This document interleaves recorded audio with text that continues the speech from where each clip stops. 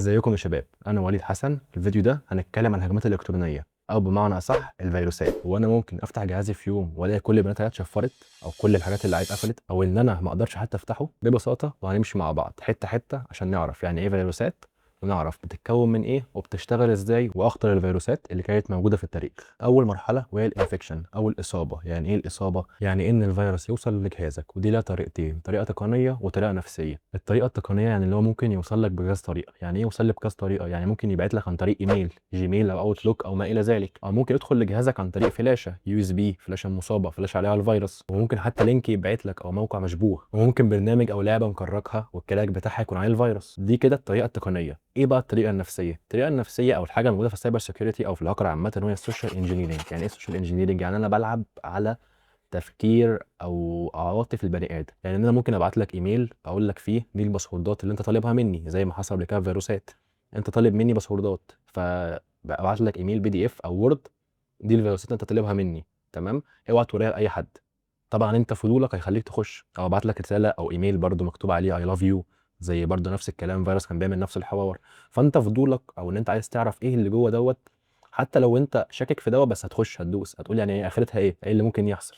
اللي ممكن يحصل ان انت ممكن الفيروس اللي موجود جوه يقفل كل ملفاتك او يقفل جهازك، او ان هو حتى يتحمل من غير ما انت تاخد بالك، يبدا ان هو يراقبك. فالموضوع مش صغير، الموضوع ان انت تفتح اي لينك او تحمل اي حاجه او تفتح اي حاجه مبعوتها لك، الموضوع ممكن يؤدي معاك لحاجات كتيره جدا. يسحب رصيدك المنكي، يراقبك، يشفر بياناتك، يشفر صورك، يقفل جهازك، يبوظ جهازك، حاجات كتير احنا في غنى عنها. فما تخليش فضولك يعني ايه يقرصك. فدول كده الطريقتين اللي الفيروس ممكن يوصل فيهم لجهازك. اول طريقه التقنيه ان هو ممكن يبعتها لك لينك بي دي اف او ما الى ذلك، والطريقه الثانيه اللي هي النفسيه او السوشيال انجينيرنج اللي يخليك انت ازاي تفتح الباب للفيروس انه يخش جوه جهازك. تاني مرحله من مراحل الفيروسات وهي الانتشار او السبريد. يعني ايه بقى الانتشار؟ ان هو اقدر في فيروسات معينه، تمام، بمجرد ما تنزل على جهازك تبدا ان هي تخش على جهات الاتصال اللي هو الاوتلوك او الجيميل، ويبعت نفسه لاول 50 جهه اتصال عندك، او ان هو يبعت نفسه لكل جهات الاتصال عندك. او فيروس متبرمج ان هو ينتشر على الشبكه كلها. لو انت على شبكه شركه او مصلحه حكوميه او ما الى ذلك، ينتشر على كل اجهزه الشبكه، او ان هو ينتشر عن طريق الانترنت. في كذا طريقه الفيروس ينتشر بيها، او ان هو يغطي اكبر قدر ممكن من الاجهزه. ثالث مرحله وهي البيلود. يعني ايه البيلود؟ بعد ما الفيروس يوصل لجهازك، بعد ما الفيروس ينتشر عن طريق جهازك يوصل لاكبر قدر ممكن من الاجهزه، يبدا بقى المرحله الثالثه، واللي هو يبدا يعمل الهدف الحقيقي بتاع الفيروس. يعني هو يبدا يعمل الحاجه اللي هو متبرمج عشانها. زي ايه؟ يشفر الملفات، يشفر الصور، يراقب كل حركه بتعملها، يفتح المايك، او حتى يسرق معلومات او يحذف معلومات. بعد ما يبدا ان هو يوصل وينتشر، يبدا يقوم بعمله او يقوم بشغله.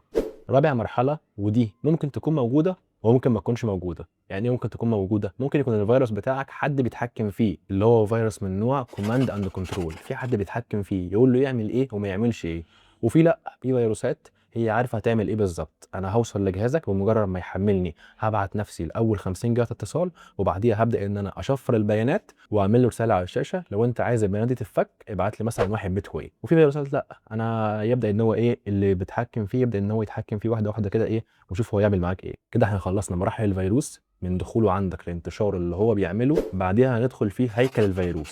مما يتكون الفيروس، او يعني فيروس الكمبيوتر ده معمول من ايه؟ والله فيروس الكمبيوتر دوت برنامج زي اي برنامج، بس هو هدفه ان هو هدفه يضرك، مش هدفه يفيدك او يساعدك. ده الفرق الوحيد، ان هو برنامج بيتبرمج وفي مهندس عامله وفي كل الكلام ده، بس هو هدفه بس ان هو يضرك مش يفيدك. اي فيروس علشان ينجح بيتقسم لخمس حاجات. اول حاجه المشغل اللي هو اللودر، ده اللي بيبدا كل حاجه، ده جزء موجود في الفيروس من الخمس مكونات اللي في الفيروس، ده اللي بيبدا كل حاجه، اسمه اللودر او المشغل. وتاني حاجه هو المخ او البرين، ده اللي بيفكر وبيقرر هنعمل ايه، ده اللي بنقول ده اللي بيخلي الفيروس يعرف هو هيعمل ايه. تالت حاجه هو التنفيذ، ده اللي بيبدا الهجوم. رابع حاجه وهي الاستمراريه، ده اللي بيخلي الفيروس دايما موجود، وحتى لما نقفل الجهاز ونشغله يفضل موجود ويبدا مع بدايه الجهاز.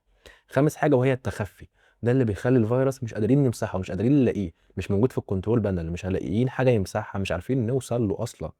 فدي الخمس مراحل اللي موجوده في الفيروس. تالت حاجه هنتكلم عليها وهي اللغات المستخدمه لعمل الفيروس. احنا زي ما قلنا الفيروس برنامج زي اي برنامج، بس المشكله ان اللي بيبقى كاتبه بيبقى الغرض منه ان هو يضرك. كود برمجي عادي جدا، ممكن يتعمل على زي ما انت تعمل برنامج عادي جدا، بس الغرض منه ان هو يضرك مش يفيدك. زي ما البرامج ممكن تعمل بكذا لغه، فالفيروسات ممكن تعمل بكذا لغه. بس الفروقات بتكون بسيطه. عندك مثلا بايثون، لغه زي لغه بايثون ممكن نعمل بيها فيروس. تاني حاجه عندك لغه زي سي بلس بلس. تالت حاجه ممكن نعمل فيروس باسمبلي. شوف هي قديمه قد ايه، رغم كده ممكن نعمل بيها فيروس. واقول لك على حاجه، رغم ان هي صعبه وعملوا فيروس بيها صعب جدا، بس لو قدرت تعمل فيروس بيها بيديك تحكم كامل في النظام. رابع حاجه عندك جافا سكريبت. جافا سكريبت متخصصه ان هي تعمل فيروسات للمواقع او فيروسات عن طريق الويب عامه. خامس حاجه باور شيل، دي ممكن نعمل بيها فيروسات نهاجم النظام نفسه او الويندوز نفسه. عايزين بقى نتكلم في اخطر الهجمات اللي حصلت عامه بسبب الفيروسات. اول فيروس معانا هو فيروس ستاكسنت. الفيروس ده بقى مش فيروس عادي، ده ممكن نعتبره سلاح نووي. ليه بقى؟ اول حاجه الفيروس ده اتعمل ليه؟ اتعمل علشان ندمر المنشآت النوويه الايرانيه. يعني ايه بقى؟ اول حاجه احنا عارفين طالما منشآت نوويه ايرانيه، فاللي عمل الفيروس دوت هو اسرائيل وامريكا. هو كله بيقول اسرائيل وامريكا، بس هم بينكروا. بس احنا يعني هو ايه، عارفين ان هو السبب او الشخص الوحيد اللي ممكن يعمل حاجه زي كده هو اسرائيل وامريكا. اتعمل ليه بقى الفيروس دوت؟ عشان يدمر أجهزة الطرد المركزي اللي موجودة في المنشآت النووية الإيرانية علشان يوقفوا البرنامج النووي. أول لما الفيروس ده كان يخش على طول على أجهزة الطرد المركزي اللي هي بتلف بسرعة جامدة جدا، فبيبدأ إن هو يخليها تلف بسرعة أكتر من اللي المفروض تلف بيه. ورغم كده بيظهر على الشاشات للمهندسين اللي بره إن هي كل حاجة تمام وبتلف بالسرعة المظبوطة وكل حاجة منورة أخضر وكل حاجة زي الفل.